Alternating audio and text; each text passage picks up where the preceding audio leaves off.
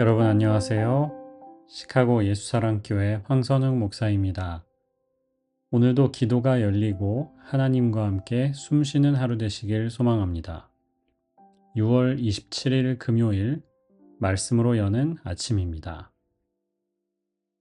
오늘 우리에게 주시는 하나님의 말씀은 시편 81편 5절에서 7절의 말씀입니다.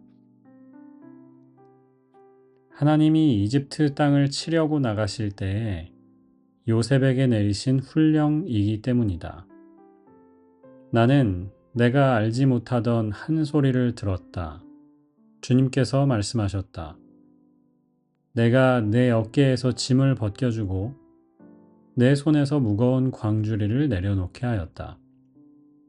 너희가 고난 가운데 부르짖을 때에 내가 건져주고 천둥치는 먹구름 속에서 내가 대답하고 무리바 물가에서는 내가 너를 시험하기도 하였다. 주님의 백성들에게 주시는 주님의 말씀입니다. 하나님께 감사드립니다. 오늘 시편 81편은 다시 한번 아삽이라는 찬양 인도자가 지은 시이고요. 제 세번역 성경에는 하나님이 우리를 강하게 만드신다라는 부제가 달려 있습니다. 오늘 우리가 읽은 부분에서 아삽은 출애굽 과정을 회상하고 있습니다. 아삽은 이야기합니다. 하나님께서 이렇게 말씀하셨다는 거지요. 내가 너희들의 어깨에서 짐을 벗겨주겠다. 그리고 내 손에서 무거운 광주리를 내려놓게 하겠다. 이 부분을 NIV 영어 성경은 Their hands were set free from the basket 이라고 번역했습니다. 즉, 이 광주리는 노동에 필요한 광주리였던 거죠. 강제 노역에 필요한 그 광주리를, 바구니를 이제 자유케 했다는 겁니다. 그리고 7절에는 이렇게 말씀하세요. 너희가 고난 가운데 부르짖을 때에 내가 건져주었다. 애굽에서 430년 동안 종살이하면서 출애굽기에 하나님은 말씀하시죠. 내가 너희들의 그 신음소리를 들었다. 내가 너희의 그 고통을 눈으로 보았다. 그리고 모세에게 말씀하시잖아요. 내가 너를 보낸다. 가서 파라오의 손에서 내 백성을 구원해내라 하시는 거죠. 7절은 다시 한번 이렇게 말합니다. 천둥치는 먹구름 속에서 내가 대답하였다. 출애굽기 20장에 나오는 시내산의 만남을 회상하는 장면입니다. 이스라엘은 드디어 출애굽을 하고 시내산에 와서 하나님과 계약을 맺지요. 모세가 산 위에 올라가서 하나님을 만나고 하나님의 말씀을 쓴 돌판을 가지고 내려옵니다. 자, 여기까지는 좋아요.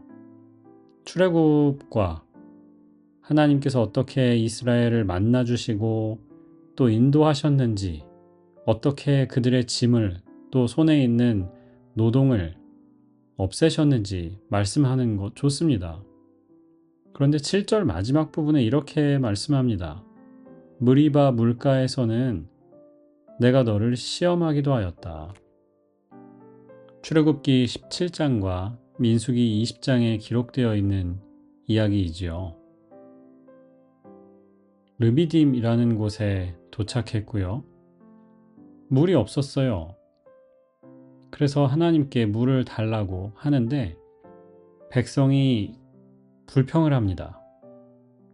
성경에 보면 백성이 목이 말라서 모세를 향하여 불만을 터뜨리며 말했다 라고 되어 있고, 우리를 애굽에서 이집트에서 이렇게 이끌어냈으면서 우리와 우리 자녀들 또 가축들이 겨우 목말라 죽게 하려고 이렇게 했느냐라고 불평을 합니다. 그때 하나님께서 모세에게 말씀하시지요. 한 바위 위에 서서 지팡이를 들고 바위 앞에 서서 그 바위에게 말하라고 하셨어요. 자, 물을 내라 이렇게 말하라고 하셨는데 모세가 어떻게 하나요? 너무 화가 나서 지팡이를 들고 바위를 2번 내리칩니다. 그리고 물이 나왔어요. 물이 나왔으니 된 거 아닙니까? 그런데 하나님은 이 사건 때문에 모세와 아론에게 노하시죠.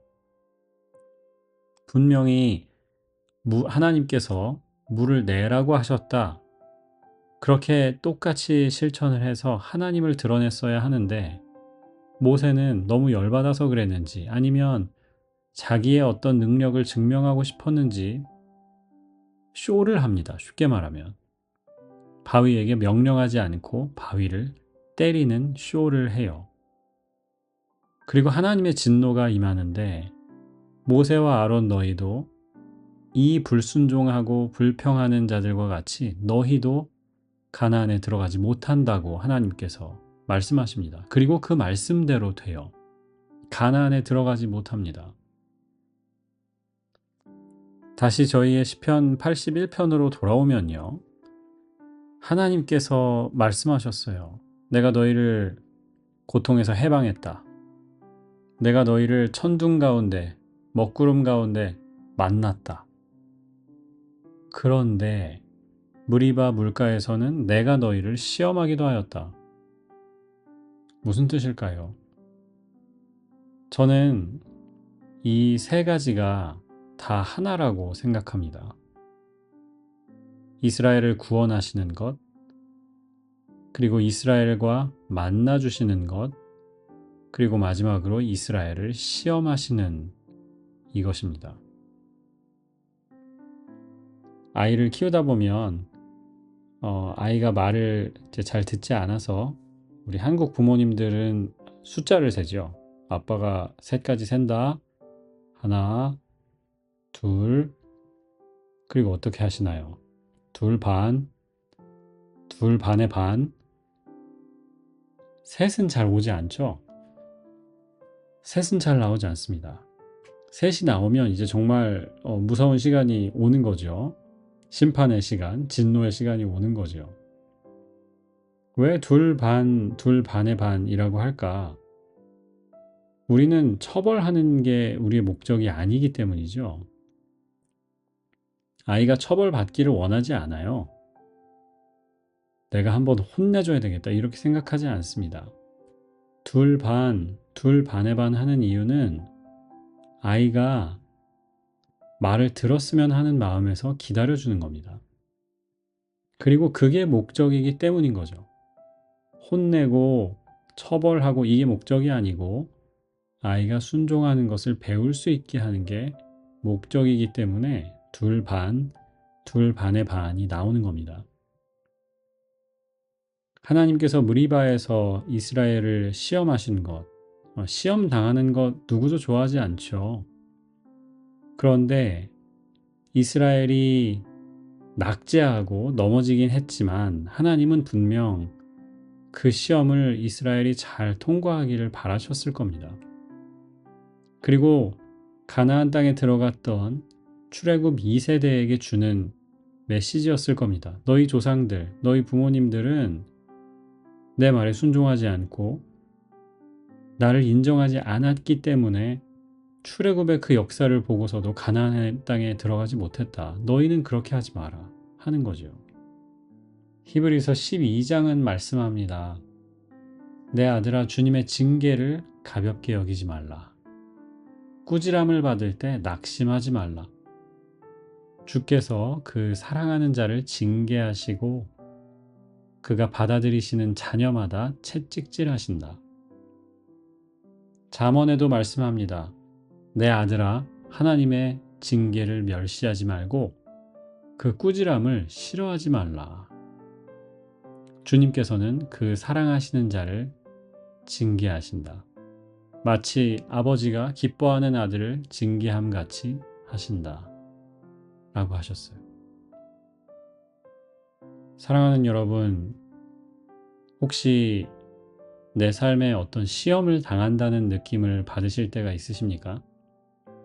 하나님께서 나를 구원해내시고 내 어려움에서 나를 건져주시고 만나주시기를 바라는데 실상은 뭔가 시험 당하는 것 같은, 어려움이 끝나지 않는 것 같은 그런 일을 겪고 계십니까? 하나님의 훈계를 기쁘게 받아들이시기를 소망합니다. 우리를 꾸짖으시고 우리를 징계하시는 것도 하나님의 은혜입니다. 그 은혜를 달게 받고 그 시험을 넘어서 약속된 복을 받는 우리가 되기를 소망합니다. 기도하겠습니다. 주님, 주님의 징계와 꾸지람도 자녀에게 주시는 복으로 믿고 잘 견디고 인내하는 저희가 되게 해 주옵소서. 오늘 하루의 발걸음 주님께 맡기며 예수님의 이름으로 기도합니다.